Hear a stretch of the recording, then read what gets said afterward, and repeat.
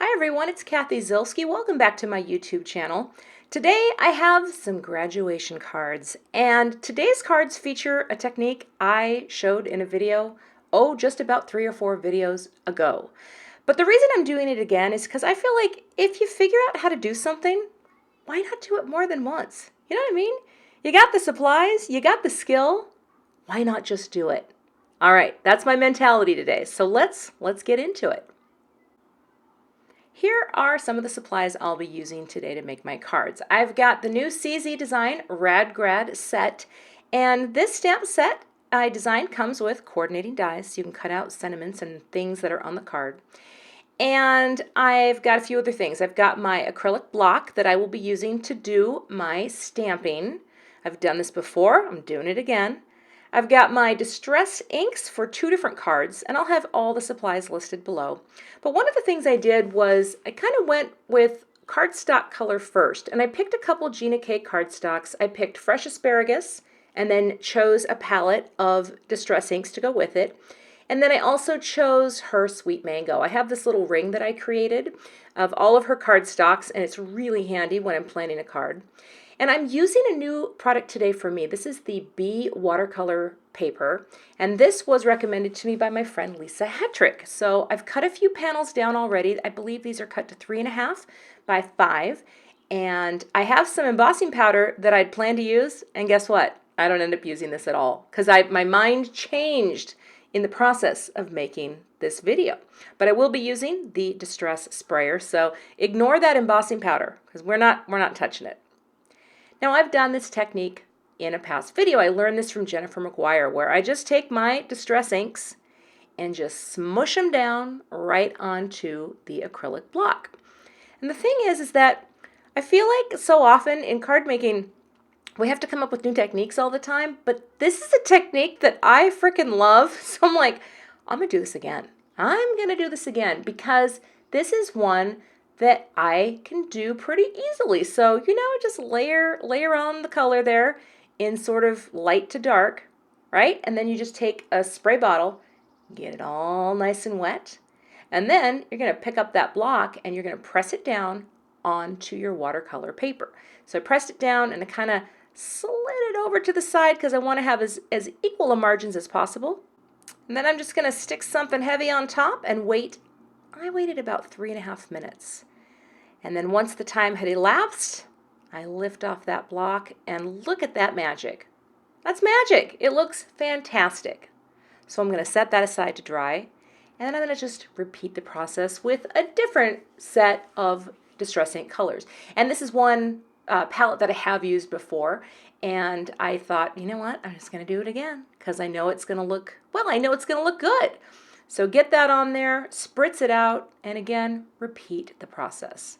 Stick something heavy on it, and then again, setting that aside to dry.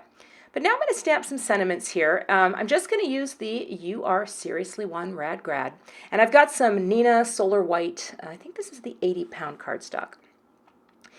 And what I'm going to do is stamp out 2 of these because I want to use the same inks that match my cardstock colors. So I've got the Sweet Mango and the Fresh Asparagus ink. Now, this is actually one that I love. I wish I had the bigger pads. I love my mini pads, but sometimes I'm like, I should order some of the bigger pads. And I am slowly starting to build that collection with my Gina K inks, just on the ones that I use a lot, and I really like this Fresh Asparagus and the Sweet Mango. So here's the beauty of my Misty tool. I got this inked up, and I don't know what the deal was, because I've stamped this sentiment out before. It's been well loved, and the A just wasn't happening.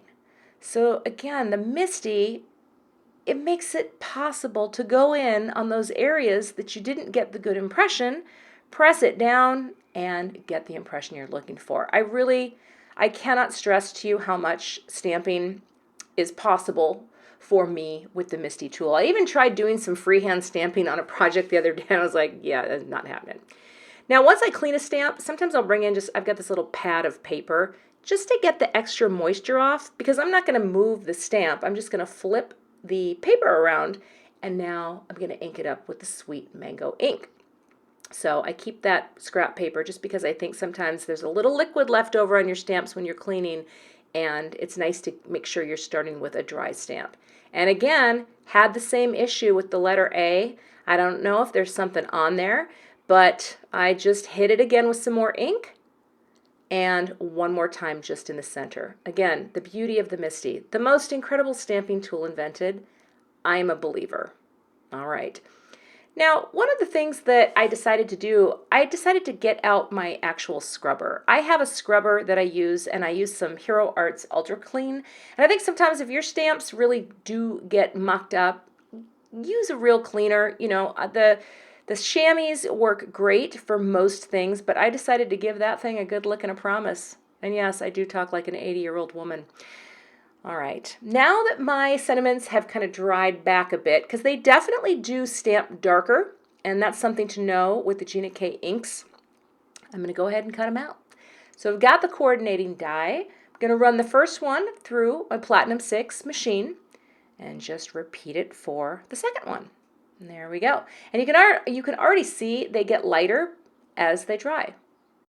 Now, once my watercolor panels were dry, I actually put them inside some folded white paper and ran each one through my Spellbinders machine just to make them perfectly flat. But I'm telling you, that B paper does dry really well and it flattens out really well. So now I'm going to score my second note card. This is with the Sweet Mango cardstock. And these are top folding cards. They are 4 1/4 by 5 1/2. But what I want to show you is just how well the inks match. So I've got the fresh asparagus from Gina K on the left and the sweet mango on the right.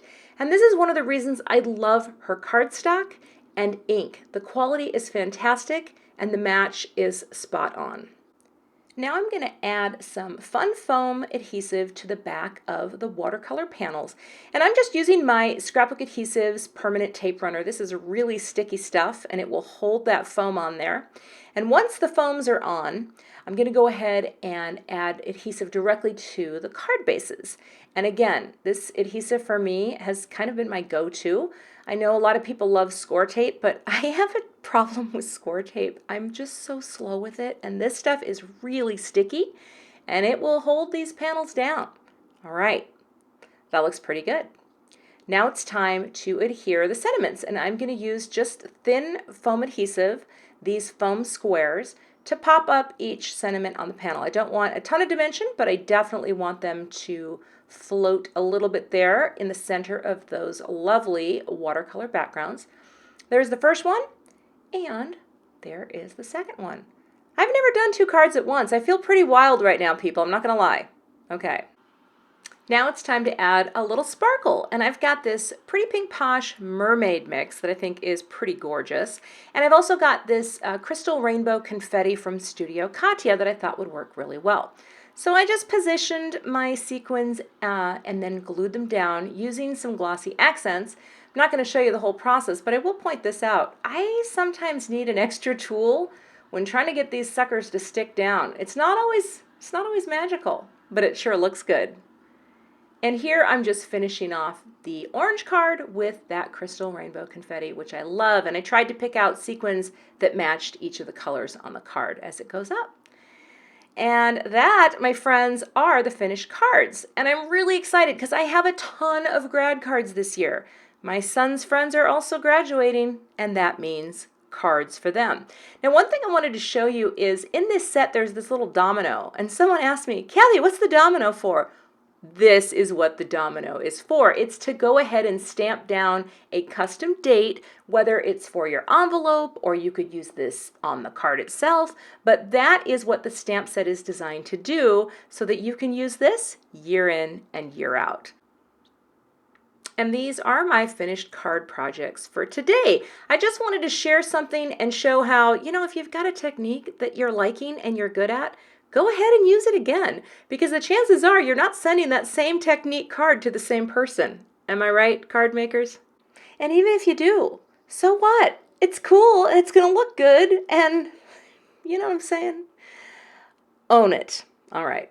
I hope you liked my video today, and I would love to have you subscribe to my channel, and I'll see you back here again soon with another card video.